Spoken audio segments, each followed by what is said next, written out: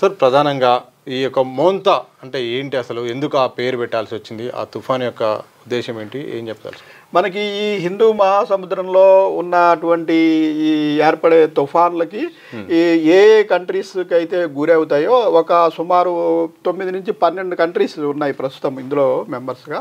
ఈ 12 దేశాలు ఏంటంటే వివిధ ప్రాంతాల్లో ఇటు అరేబియన్ సముద్ర ప్రాంతంలో ఏర్పడే తుఫాన్లు, ఇటు బంగాళాఖాతంలో ఏర్పడే తుఫాన్లు, అలాగే హిందూ మహాసముద్రంలో ఏర్పడే తుఫాన్లతో వల్ల ఎఫెక్ట్ అయ్యే దేశాలు. ఈ ఎఫెక్ట్ అయ్యే దేశాలు అన్నీ కూడా ఈ తుఫాన్లన్నింటినీ స్టడీ చేయడానికి వీలుగా ఒక పేరు పెట్టుకుంటే, ఎందుకంటే మన దగ్గర ఉన్న తుఫానే కాకుండా ఇక్కడ ఉన్న తుఫాన్ని స్టడీ చేసినా కూడా రేపు మనకి దాని గమనాన్ని బట్టి మనం కూడా ఫ్యూచర్లో ఇది ఇవ్వగలగవచ్చు అని చెప్పేసి ఇది ఒక అసోసియేషన్ లాగా ఫామ్ అయ్యి, అయితే వీటిని పేర్లు పెట్టడానికి ప్రతి దేశాన్ని కొన్ని వారి నచ్చిన పేర్లు కొన్ని సజెస్ట్ చేయమని అడుగుతారు.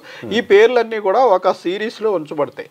ప్రతి దేశం కూడా వాళ్ళకి నచ్చిన కొన్ని పేర్లు సజెస్ట్ చేస్తారు. ఆ పేర్లు ఒక సిరీస్లో ఉంచబడతాయి. ప్రతి తుఫాన్కి ఆ సిరీస్ నుంచి నెక్స్ట్ నెంబర్ని తీసుకుని ఆ పేరు పెట్టడం జరుగుతుంది. అలాగే ఇప్పుడు మంథా అని ఈ ప్రస్తుతానికి ఈ సీరియల్లో వచ్చిన నెంబర్ అనమాట. ఆ నెంబర్ ఇది థాయిలాండ్ అనుకుంటా వారు సజెస్ట్ చేసిన నేము.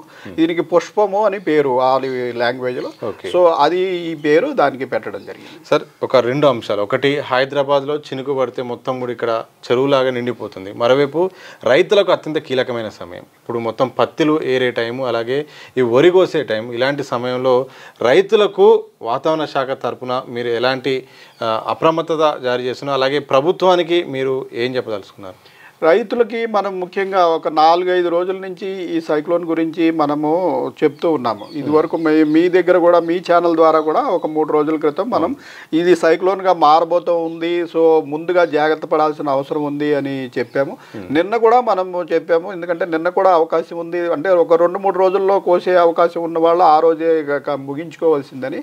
అయితే ఇప్పుడు మనకి దగ్గరికి వచ్చేసింది కాబట్టి ఇప్పుడు చేసేది ఏమీ లేదు. కానీ ఆల్రెడీ కోసిన పంటని ఓపెన్గా వదలకుండా జాగ్రత్త చేసుకుని ఈ 2 రోజులు, ఈ రోజు రేపు ఎల్లుండి జాగ్రత్తగా పూర్తిగా తడవకుండా జాగ్రత్త చేసుకోవాలి. ఇంకా ఆల్రెడీ పంట మీద ఉన్నదాన్ని ప్రస్తుతం ఇంకా మనం చేసేది ఏం లేదు. అయితే 4-5 రోజుల నుంచి మనం విజ్ఞప్తి చేస్తున్నాం కాబట్టి కొంతవరకు రైతులు ఆల్రెడీ కోసుకుని జాగ్రత్త పడి ఉంటారని భావిస్తున్నాం.